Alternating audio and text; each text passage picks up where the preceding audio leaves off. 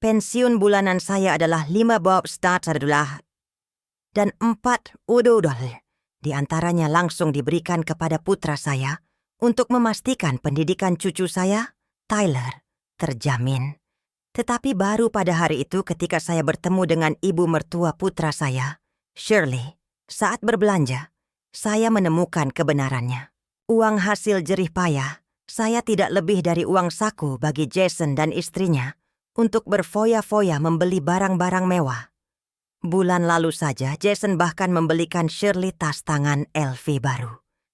Yang lebih menghancurkan hati saya adalah menyadari bahwa Tyler dibiarkan menunggu sepulang sekolah tanpa ada yang menjemputnya. Saat itulah saya mengerti bahwa saya telah hidup dalam kebohongan selama bertahun-tahun, dan ketika saya akhirnya memutuskan untuk mengambil semuanya kembali, pembalasan mereka datang secepat kilat. Apakah mereka benar-benar berpikir saya begitu mudah dibodohi? Sinar matahari musim gugur menyinari jendela ruang tamu, tersebar di lantai kayu keras seperti bintik-bintik emas. Tetapi seterang apapun sinarnya, ia tidak bisa menghangatkan dingin di hati saya. Nama saya Helen Brooks. Saya berusia 68 tahun, seorang pensiunan guru dari sebuah sekolah menengah di San Francisco. Suami saya meninggal muda, meninggalkan saya untuk membesarkan putra satu-satunya kami, Jason, sendirian. Sekarang Jason telah membangun kehidupannya sendiri. Dia menikah dengan Amanda, dan mereka memiliki seorang putra kecil, Tyler. Kami berempat dijejalkan ke dalam rumah tua yang saya dan suami beli beberapa dekade lalu. 3 generasi di bawah satu atap, terdengar ramai, bahkan menghangatkan hati. Tetapi rasa sebenarnya hanya saya yang tahu. Saya menghabiskan seumur hidup mengajar dan membina orang lain. Saya tidak akan mengatakan saya memiliki siswa di seluruh dunia, tetapi saya bisa mengangkat kepala tinggi-tinggi mengetahui saya melakukan yang terbaik. Setelah pensiun saya memberi saya kehidupan yang sederhana, namun nyaman di kota Bay Area yang mahal ini. Melihat Jason bekerja keras siang dan malam sebagai seorang insinyur, dan Amanda berhenti dari pekerjaannya, konon untuk fokus membesarkan Tyler, hati saya melunak memikirkan betapa sulitnya kehidupan bagi keluarga muda. Akhir-akhir ini, dengan penitipan anak, kegiatan sepulang sekolah, dan pengeluaran tak berujung, saya menawarkan untuk berkontribusi sejak hari Tyler lahir. Saya berjanji untuk menyisihkan 4 $. Dari pensiun saya setiap bulan untuk membantu mendukung mereka. Pada awalnya, Amanda berpura-pura menolak, tetapi segera itu menjadi rutinitas. Setiap kali saya memberinya amplop berisi uang tunai, dia akan tersenyum lebar kepada saya dan berkata, "Helen, kamu benar-benar harus memperlakukan dirimu lebih baik. Berhentilah terlalu mengkhawatirkan kami." Senyumnya semanis madu, tetapi matanya dangkal seperti sinar matahari yang menyapu permukaan air, tidak pernah cukup hangat untuk menyentuh hati. Seiring waktu saya mulai melihatnya lebih jelas. Amanda tidak pernah kasar kepada saya. Dia sopan, bahkan penuh perhatian di depan umum. Dia akan menyajikan makanan untuk saya di meja makan dan membual kepada tetangga tentang betapa perhatiannya ibu mertuanya. Tapi itu semua hanya permukaan, seperti glasir porselen, mengkilap dan tanpa cacat, tetapi rapuh di bawahnya. Satu ketukan, dan itu akan pecah. Dia tidak pernah bertanya tentang kesehatan saya. Dia tidak pernah benar-benar berbicara kepada saya tentang apapun yang penting. Bahkan ketika saya terlihat sedih, dia akan menawarkan 1 atau 2 kata basa-basi dan melanjutkan. Seolah-olah ada selembar kaca di antara kami, transparan tetapi tidak bisa ditembus. Saya tidak buta terhadap jarak itu. Anggrek di balkon saya mekar setiap musim semi dengan sedikit perawatan, menawarkan keharumannya sebagai balasannya. Namun semua cinta dan pengorbanan saya tidak menghasilkan apa-apa selain pertunjukan yang dingin dan diperhitungkan. Terkadang di malam hari, saya duduk di dekat jendela menatap lampu kota yang jauh. Kesedihan yang berat dan lembab menekan dada saya. Saya terus mengatakan pada diri sendiri bahwa saya terlalu banyak berpikir. Orang muda punya kehidupan mereka sendiri. Selama Jason baik-baik saja, selama Tyler bahagia dan sehat, apa bedanya jika saya sedikit kesepian? Darah tidak secara otomatis diterjemahkan menjadi cinta. Saya sering mengingatkan diri sendiri dalam hati. Tidak peduli berapa banyak yang saya berikan, itu mungkin tidak akan pernah cukup untuk menjalin kedekatan yang nyata. Jadi saya menelan rasa sakit, ketidakberdayaan, sesak, menelan semuanya sampai menjadi bagian dari diri saya. Hari-hari berlalu tanpa warna dan lambat. Seluruh hidup saya sepertinya berputar di sekitar Tyler. Dia adalah anak laki-laki kecil yang cerdas dan lincah, biji mata saya. Sejak dia mulai prasekolah, menjadi tugas saya untuk menangani antar jemput. Amanda sibuk dengan pekerjaan rumah, tangga, Jason tenggelam dalam pekerjaan, dan pekerjaan rumah tangga, kata mereka. Terlalu banyak. Baiklah. Menjemput Tyler setiap hari, melihatnya berlari ke arah saya dengan ransel mungilnya, melemparkan dirinya ke dalam pelukan saya, memanggil, "Nenek!" Dengan suara melengking yang manis itu saja sudah membuat segalanya berharga. Setiap sore pukul 3 hujan atau cerah, saya berdiri di gerbang sekolah menunggu. Dan ketika Tyler memeluk kaki saya dan tertawa, setiap frustrasi dan kekhawatiran sirna.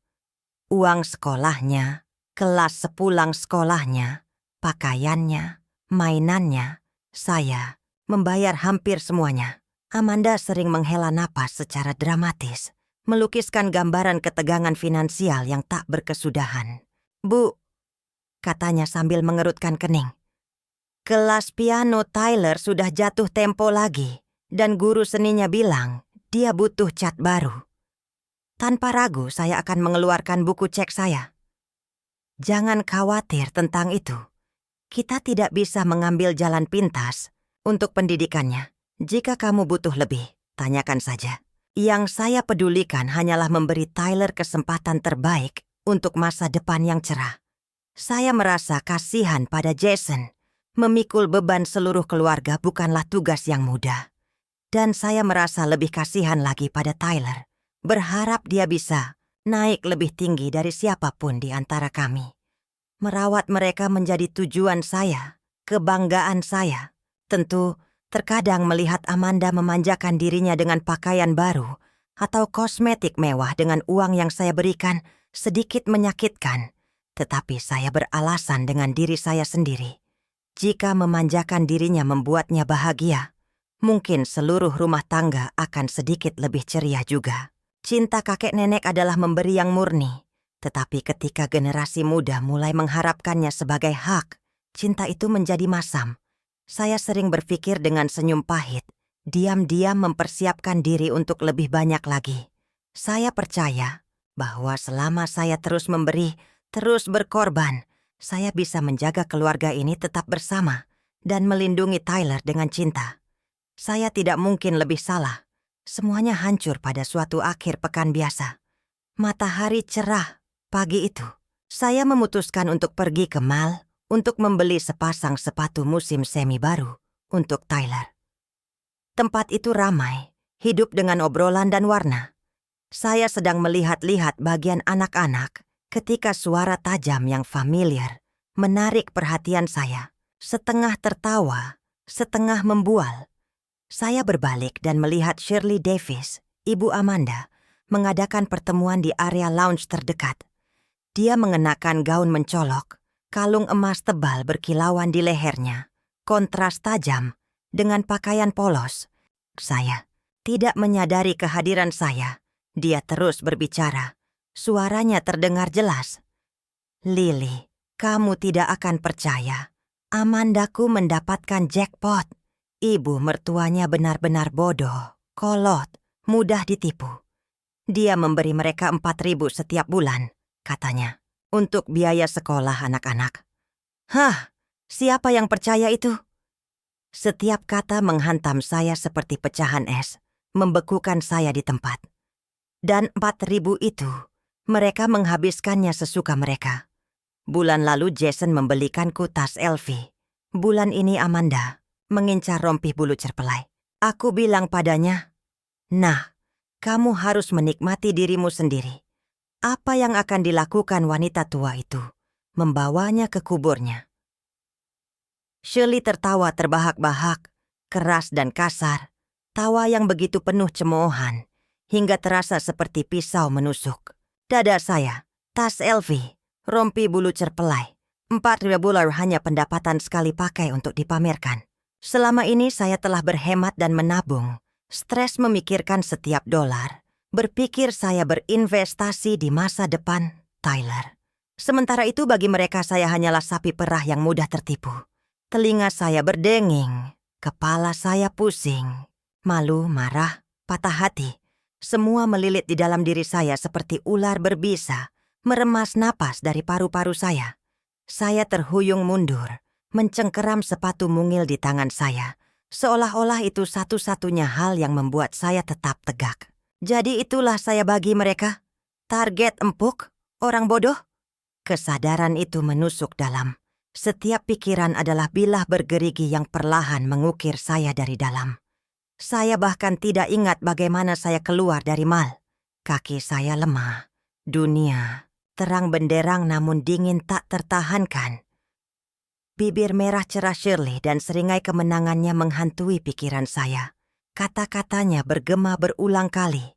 Setiap pengulangan adalah luka lain yang lambat dan tanpa ampun.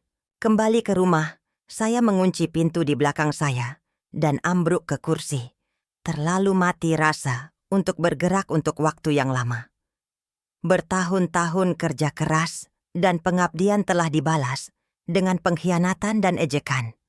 Cermin memantulkan wajah yang diukir dengan garis-garis waktu yang dalam, dan entah bagaimana kerutan itu tampak lebih jelas malam ini. Saya telah menghabiskan hidup saya mengajar, hidup dengan integritas, tidak pernah berbuat salah kepada siapapun. Namun pada akhirnya, keluarga saya sendirilah yang mengubah saya menjadi lelucon. Saya tidak bisa membiarkannya berakhir seperti ini. Saat saya perlahan tenang, saya berkata pada diri sendiri bahwa saya harus tetap rasional. Saya perlu mengungkap kebenaran sepenuhnya dan mengumpulkan bukti yang tak terbantahkan. Saya berpura-pura tidak terjadi apa-apa. Saya memasak, membersihkan, dan menjaga senyum lembut di wajah saya.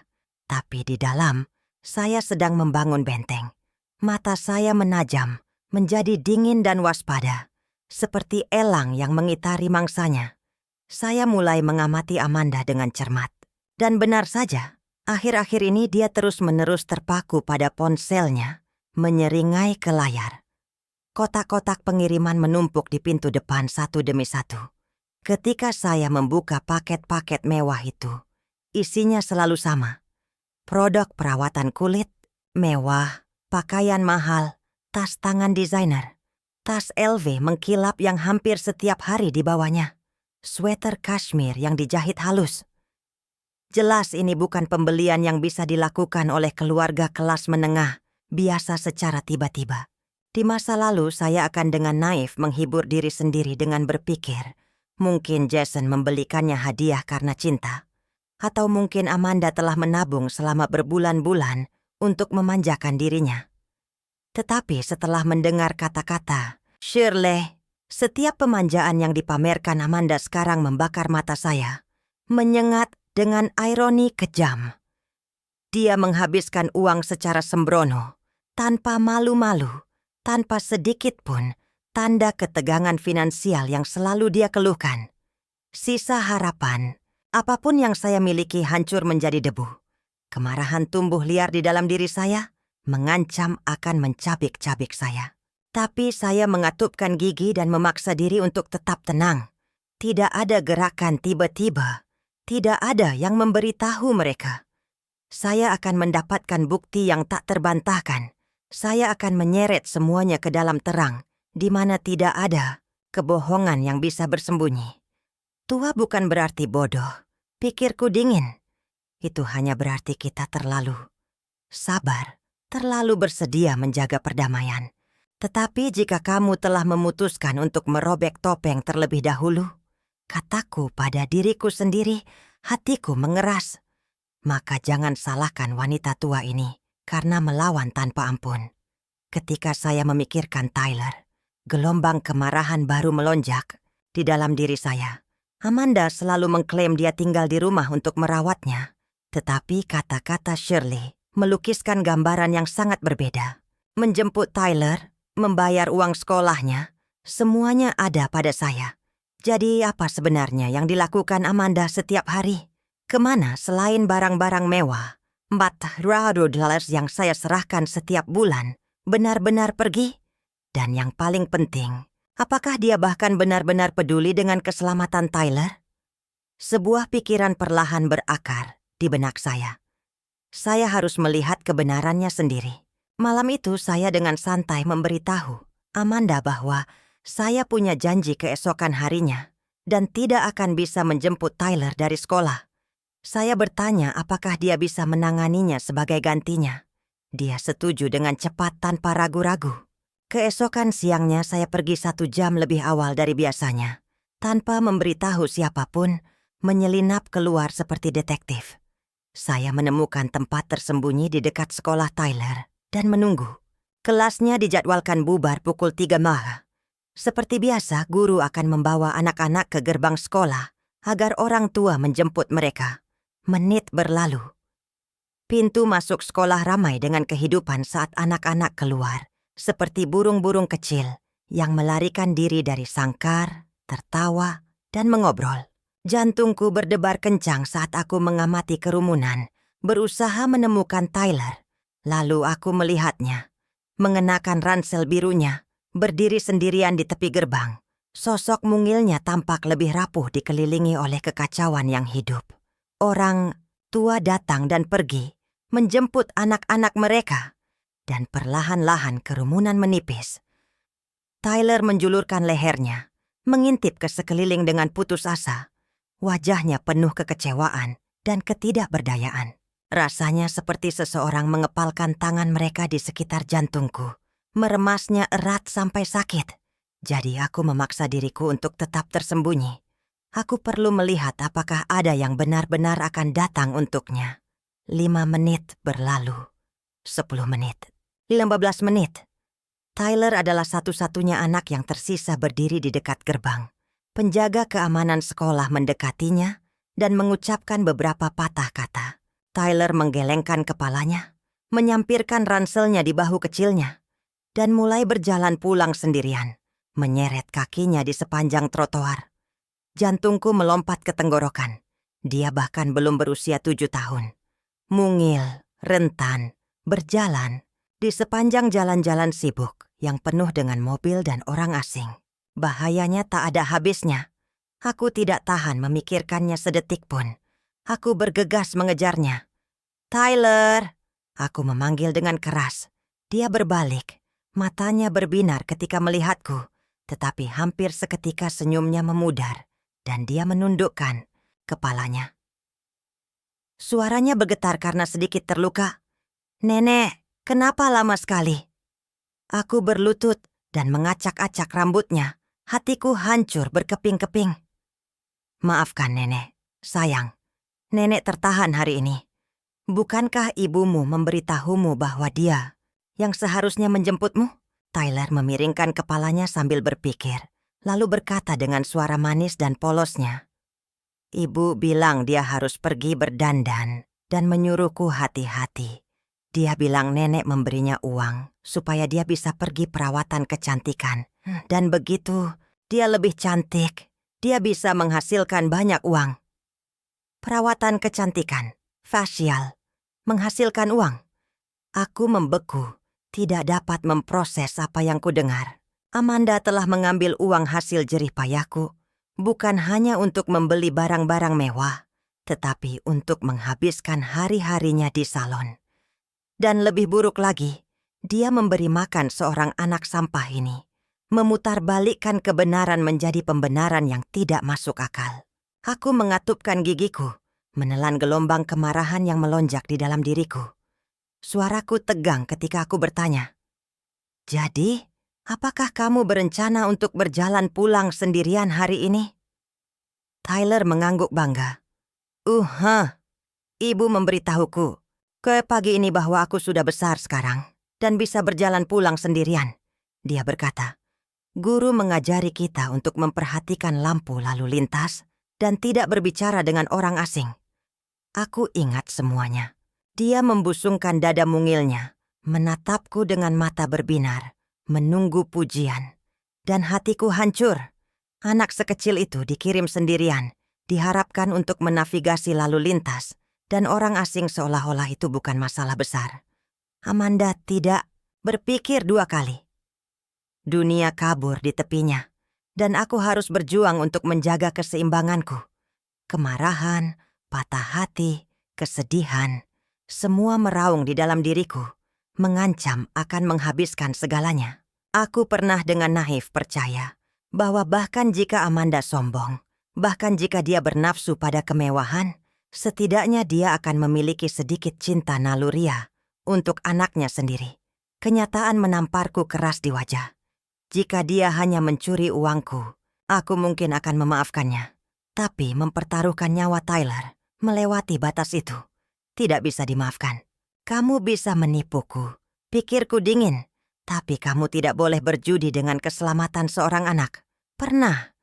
Aku telah menghabiskan 40 tahun hidupku mengajar. Dan jika ada satu hal yang tidak pernah bisa kutahan, itu adalah orang dewasa yang mengabaikan tanggung jawab mereka untuk melindungi anak-anak. Saat itu juga di sana aku membuat keputusanku. Sandiwara yang telah mereka bangun dengan sangat hati-hati ini akan berakhir. Aku memegang tangan kecil Tyler yang dingin saat kami berjalan pulang, selangkah demi selangkah.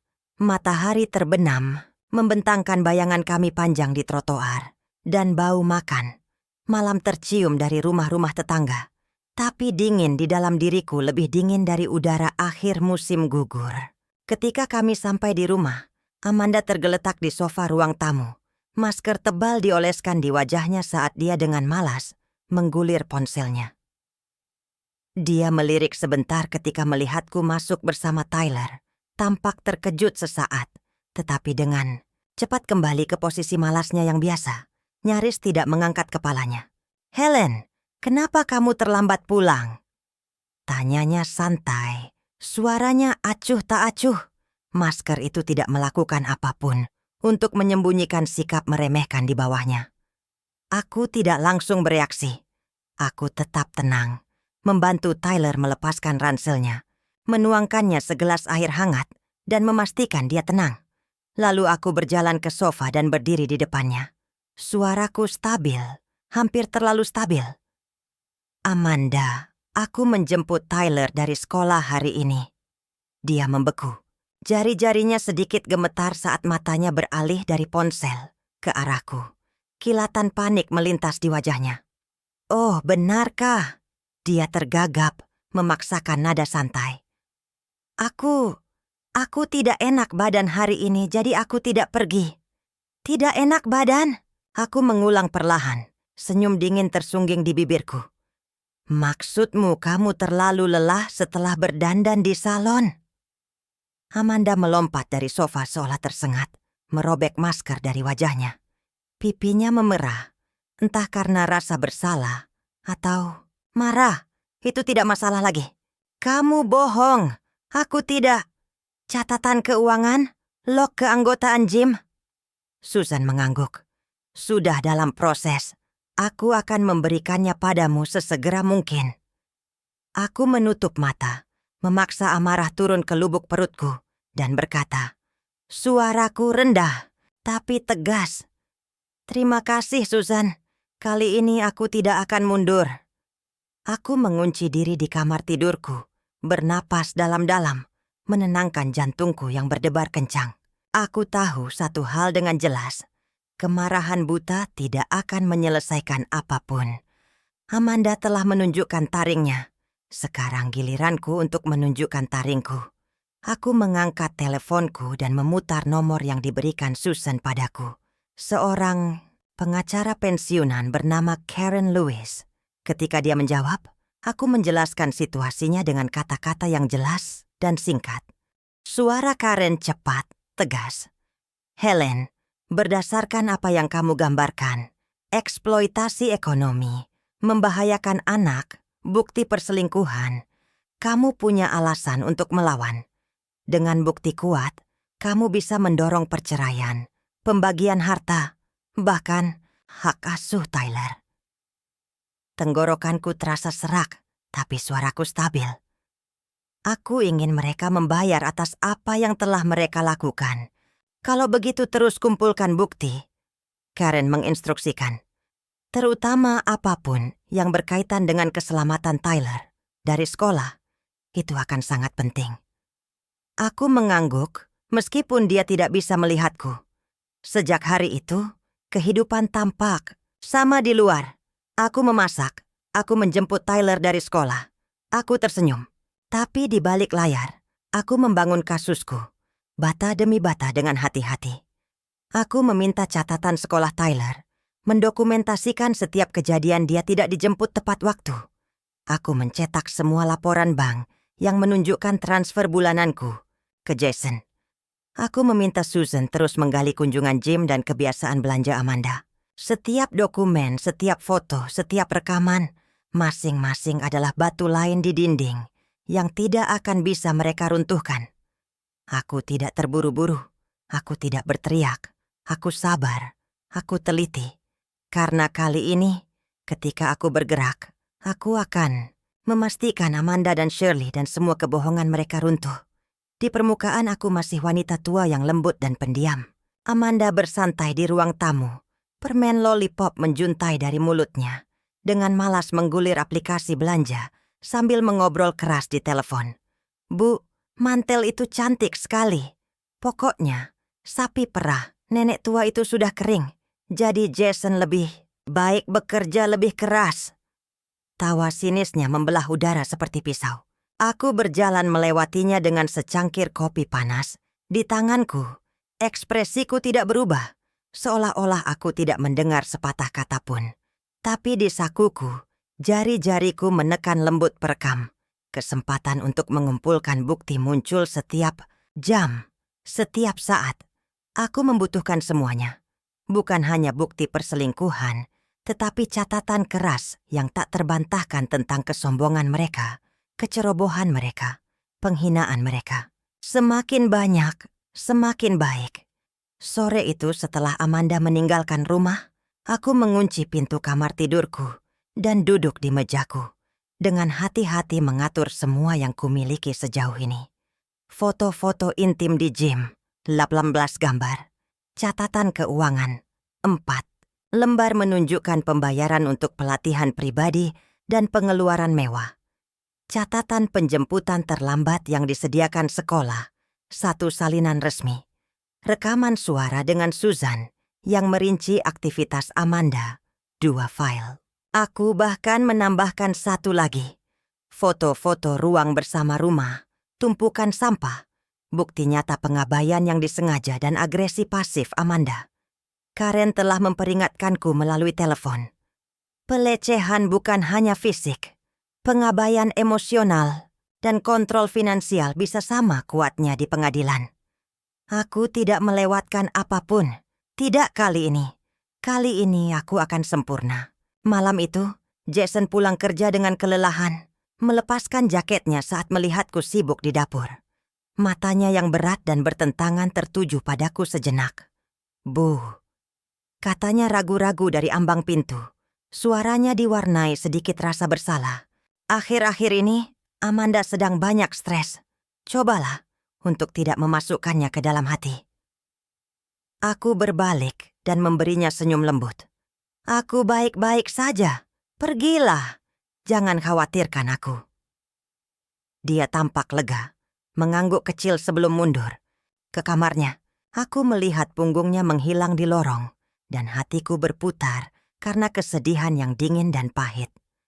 Anak laki-laki yang kubesarkan dengan tanganku sendiri ini, dia bisa merasakan ada sesuatu yang salah. Namun secara naluriah, dia memilih untuk melindungi orang yang telah melukainya begitu dalam. Tapi itu tidak masalah. Segera dia tidak akan bisa melindunginya lagi. Akhir pekan itu, aku dengan santai menyarankan kepada Amanda. Ulang tahun Tyler akan datang. Aku berpikir kita bisa mengadakan pertemuan keluarga kecil. Undang orang tuamu untuk membuatnya meriah. Amanda mengangkat alis. Nadanya meneteskan ketidakpedulian. Tentu, terserah. Bukannya dia punya sesuatu yang lebih baik untuk dilakukan. Aku menyimpan reaksi itu diam-diam, mencatatnya dengan presisi. Jika semuanya berjalan sesuai rencana, pertemuan keluarga ini akan menjadi panggung yang sempurna untuk perhitungan. Aku memastikan untuk memberikan undangan kepada Susan dan Karen juga, dengan kedok membantu mengambil foto untuk ulang tahun Tyler. Mereka setuju tanpa ragu-ragu. Semuanya diam-diam jatuh ke tempatnya. Amanda dan kubunya mengira mereka sudah menang, tetapi mereka tidak menyadari pemburu sejati tidak pernah menembakkan tembakan pertama. Hari ulang tahun, Tyler tiba dengan cerah.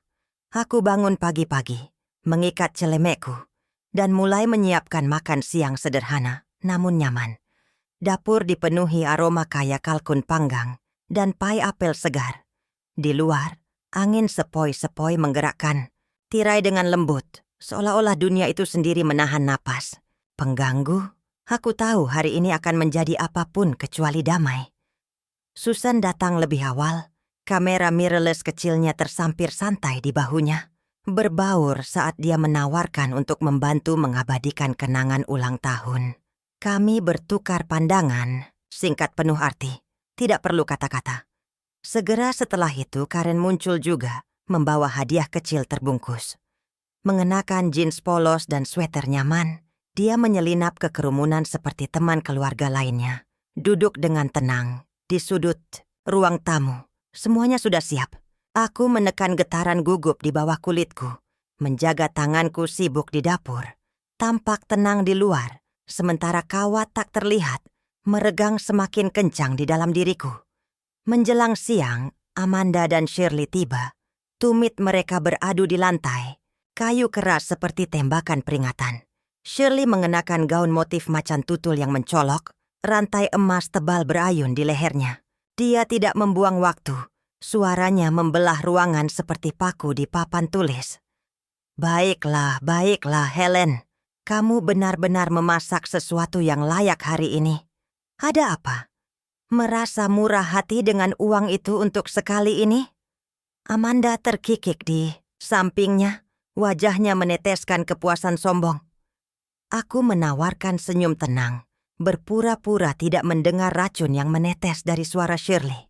Aku dengan hati-hati menata irisan buah dan berkata dengan hangat, "Hari ini ulang tahun Tyler. Mari kita semua nikmati saja diri kita sendiri dan jangan merusak suasana hati." Shirley memutar matanya secara dramatis dan menjatuhkan dirinya ke sofa sambil mendengus. Amanda berjalan mendekat dan meringkuk di dekat Jason. Suaranya manis seperti sirup. "Sayang," katanya, "Ibu bilang hadiah ulang tahun harus mewah. Kalau tidak, Tyler tidak akan senang. Ada mobil listrik anak-anak baru ini, super mahal. Helen tidak akan pelit tentang itu, kan?" Wajah Jason menegang, badai membayangi di balik matanya yang lelah. Dia membuka mulutnya seolah ingin protes, tetapi pada akhirnya dia hanya mengangguk diam-diam. Dari kejauhan, aku memperhatikan mereka. Cara Amanda menempel padanya, cara Jason menundukkan kepalanya, dan aku tidak merasakan apa-apa. Bertahun-tahun pengorbanan, bertahun-tahun memberikan segalanya. Untuk keluarga ini tidak bertemu dengan rasa terima kasih, tetapi dengan tuntutan tak berujung dan tak tahu malu. Tapi hari ini mereka akhirnya akan belajar apa artinya menghadapi konsekuensi nyata. Di meja makan, Susan dengan santai mengutak-atik kameranya, diam-diam mengubahnya ke mode video tanpa menarik perhatian. Di sudut, Karen duduk membolak-balik novel paperback, ekspresinya tenang, tatapannya diam-diam menyapu ruangan. Di permukaan, suasananya ramai dan ceria. Di bawahnya, ketegangan berderak seperti statis di udara. Tyler datang melompat, melemparkan lengan kecilnya ke pinggangku. Wajahnya yang terangkat berseri-seri karena gembira. "Nenek, aku bisa membuat 3 permintaan hari ini." Aku membungkuk, mencium keningnya yang lembut, dan berbisik hangat. Silakan sayang, pastikan saja kamu meminta apa yang benar-benar penting. Adapun aku hanya punya satu keinginan tersisa, mengakhiri semua kebohongan dan merebut kembali kehidupan yang menjadi hakku. Piring-piring dibawa ke meja satu persatu. Semua orang berkumpul, piring beradu, percakapan ramai. Shirley menyendok kalkun ke mulutnya, menyunggingkan senyum manis palsu. "Helen," katanya dengan tawa teatrikal. "Sepertinya keluarga kita terikat bersama sekarang ya. Kita harus rukun, bukan begitu?" Amanda menekan bibirnya menjadi seringai. Penghinaan berkedip di matanya nyaris tidak tersembunyi. Jason menundukkan kepalanya, diam-diam mendorong makanan di piringnya. Aku mengangkat gelasku dan tersenyum senang. "Tentu saja," kataku, suaraku halus seperti sirup. "Keluarga harus tetap bersama. Tunjukkan sedikit kebaikan saat kita bisa." Aku berhenti, membiarkan kata-kata itu menggantung di udara. Tatapanku perlahan menyapu setiap wajah. Tapi terkadang, lanjutku, suaraku mendingin, keluarga juga membutuhkan sedikit disiplin. Shirley berkedip, terkejut. Senyum Amanda goyah. Jason bergeser tidak nyaman. Udara menjadi kental, berat dengan sesuatu yang tak terucapkan.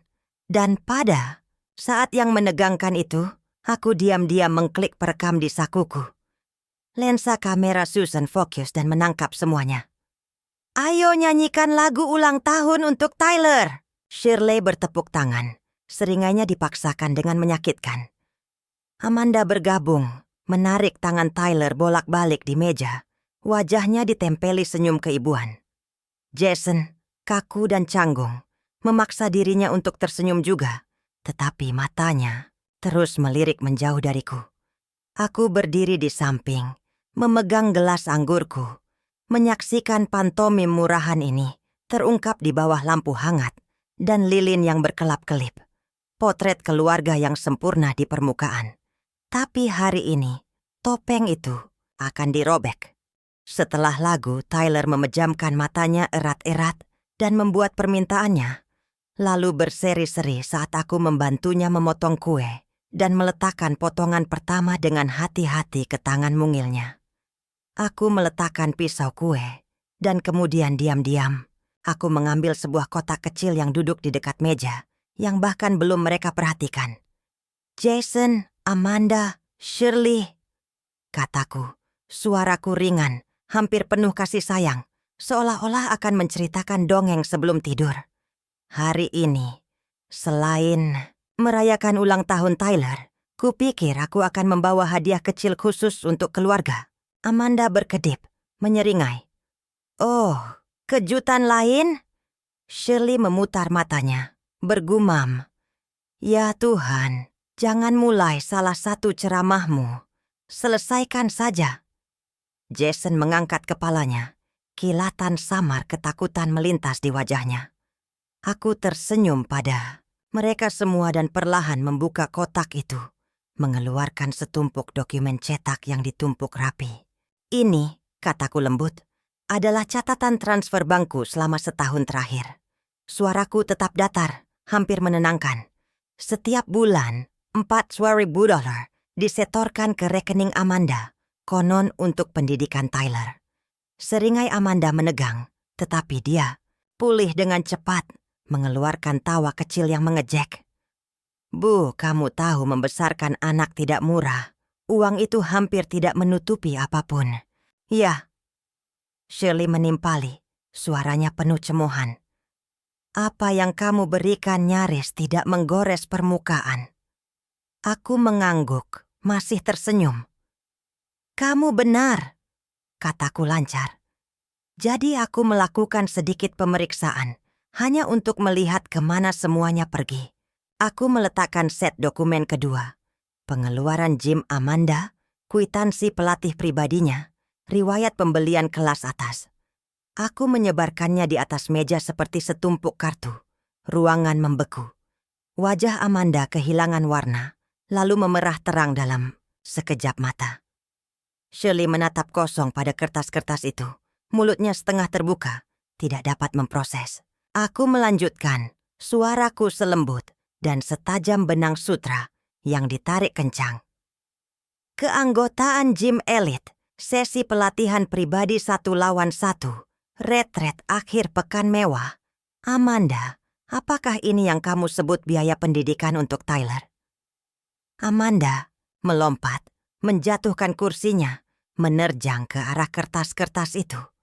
Kamu mengada-ada. Jason memberiku uang itu. Kepala Jason tersentak. Wajahnya berkerut karena kaget dan tidak percaya. Aku dengan tenang mengeluarkan bagian terakhir. Foto-foto. Satu demi satu aku meletakkannya. Amanda dan pelatih muda itu nyaman di gym, tertawa di kafe, menghilang bersama ke apartemen mewah.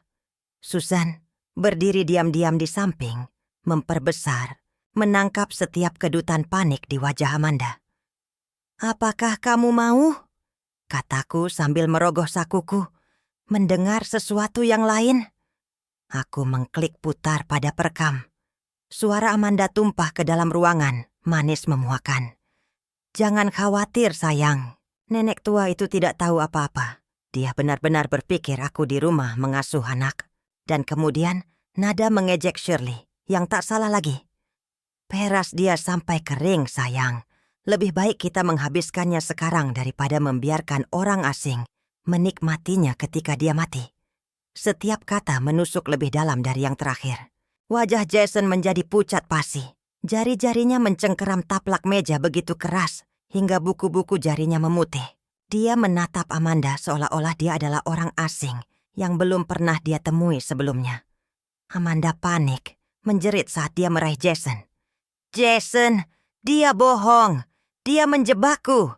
Kamu tidak bisa mempercayainya." "Cukup, Amanda."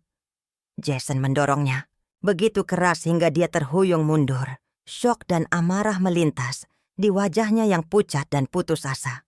Dan akhirnya Shirley, wanita yang selalu membawa dirinya dengan kesombongan yang begitu melengking, tampaknya menyadari bahwa keadaan telah berbalik.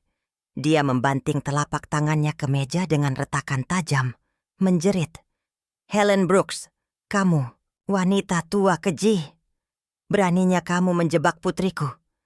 Beraninya kamu meracuni pernikahan mereka."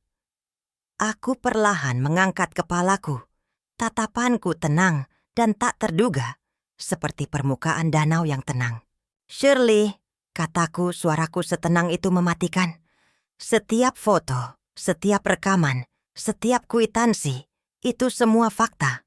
Jika keluarga ini telah terkoyak, itu oleh tanganmu sendiri, bukan tanganku." Wajah Shirley memerah padam. Dia menudingkan jarinya padaku, meludahkan amarah. "Kamu akan mati sendirian. Kamu nenek sihir yang malang. Begitu Amanda pergi, Jason tidak akan pernah memaafkanmu untuk ini. Kamu akan menyesal." Amanda tak mau kalah, menjerit, suaranya melengking dan pecah. "Tepat, kamu selalu membenciku. Kamu selalu ingin berada di antara kami." Jeritan mereka memenuhi ruangan seperti lolongan anjing liar. Namun di dalam diriku, tidak ada apa-apa selain kejernihan sedingin es. Aku menoleh ke Jason. Wajahnya adalah medan perang kelelahan dan kesedihan. Ketika aku berbicara, suaraku lebih lembut sekarang. Tetapi setiap kata membawa kekuatan yang tak tergoyahkan. "Jason," kataku, "mulai hari ini, aku tidak akan lagi mendanai parasit ini. Dan aku tidak akan lagi mengorbankan diriku untuk ilusi perdamaian. Pensiunku, rumahku, masa depanku, itu milikku." Bibir Jason terbuka seolah dia ingin mengatakan sesuatu. Dia menatap Amanda. Wajahnya berkerut karena amarah, lalu kembali padaku, bertemu dengan ketenangan yang mantap dan tak tergoyahkan di mataku. Akhirnya dia menutup matanya. Ketika dia membukanya lagi, itu dengan kelelahan dan tekad suram yang belum pernah kulihat sebelumnya. Setelah beberapa saat, dia menarik napas gemetar dan berkata dengan serak, "Bu, aku mengerti." Dia menoleh ke arah Amanda, Dan tidak ada cinta yang tersisa di tatapannya, hanya kekecewaan dingin yang tak dapat dibatalkan. "Amanda," katanya pelan, "aku ingin cerai." Kata-kata itu menghantam ruangan seperti palu. Amanda tersentak hebat, wajahnya berubah ngeri. Dia menjerit, "Tidak, kamu tidak bisa. Jason, jika kamu menceraikanku, aku bersumpah kamu tidak akan pernah melihat Tyler lagi." Mata Jason bergetar tertutup sebentar. Ketika dia berbicara, suaranya masih, "Aku akan memperjuangkan hak asuh melalui pengadilan. Dan untukmu." Dia menatapnya dari atas ke bawah dengan finalitas sedingin es. "Bersiaplah menghadapi konsekuensinya." Amanda menerjangnya, menangis dan menjerit. Shirley menjerit dari pinggir lapangan, melampiaskan amarahnya sendiri. Ruangan itu berubah menjadi kekacauan. Dan aku hanya berdiri di sana, diam dan sunyi, menyaksikan akhir dari sebuah tragedi yang telah tak terhindarkan sejak lama. Susan diam-diam menangkap semuanya melalui lensa kameranya. Mantap dan tanpa henti, Karen, buku catatan di tangan, dengan tenang mencatat pengamatannya. Setiap kata, setiap tindakan didokumentasikan dengan cermat. Aku pindah ke meja, mengumpulkan dokumen-dokumen yang berserakan menjadi tumpukan rapi, dan berkata rendah dan mantap, Ini adalah panen dari benih yang kamu tanam sendiri." Lalu aku menggendong Tyler ke dalam pelukanku, memeluknya dengan lembut di dadaku. "Jangan takut si kecil," bisikku sambil mengelus punggungnya. "Nenek ada di sini." Tyler mengerjap menatapku, bingung. Matanya yang lebar melirik antara orang dewasa yang berteriak dan wajahku yang tenang. Secara naluriah, dia meringkuk lebih erat ke dalam pelukanku. Memeluknya erat, aku berpaling dari reruntuhan di belakangku dan berjalan menuju kamarku tanpa menoleh ke belakang. Di belakangku bergema suara Amanda dan Shirley.